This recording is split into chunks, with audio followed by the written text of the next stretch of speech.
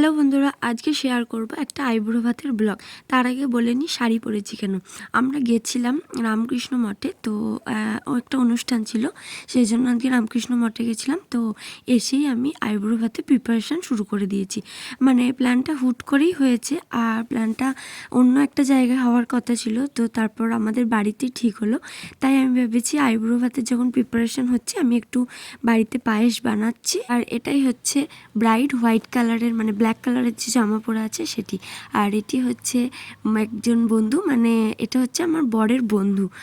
তো তোমরা আমার টুকটাক ভ্লগে দেখতে পেয়েছো আশা করি। আর সবাই মিলে আমরা এখন উপরে বসে বসে গল্প, তারপর একটু সন্ধ্যাবেলায় স্ন্যাক্স খেয়ে নিয়েছিলাম। আর সমস্ত খাবার দাবার আজকে কিনেই করা হচ্ছে আইব্রো ভাতটা। আর দেখো আইব্রো ভাতের থালিও তারপর সুন্দর করে সাজিয়ে দিয়েছি। তারপর আমরা সমস্ত খাবার দাবার টেবিলে নিয়ে চলে এসেছি।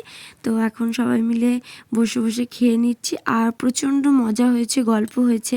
মানে নামেই বরের বন্ধু, আমার সাথেও প্রচণ্ড ফিট, খুব ভালোভাবে আমরা একসাথে থাকি যখন থাকি, আর খুব মজাও করি। আর খাওয়া দাওয়া করতে করতে প্রায় ওই 11টা মতো বেজে গেছিলো। তাই আমরা বললাম যে আমরা বাড়িতে ছেড়ে দিচ্ছি, একা একা আর যেতে দিলাম না। তো প্রথমে মৌসুমিদিকে ছেড়ে দিলাম, তারপর আমাদের ব্রাইড মানে মধুরিমাদিকে ছেড়ে দিলাম। তো আজকের ব্লগটা এতটুকুই, বাই।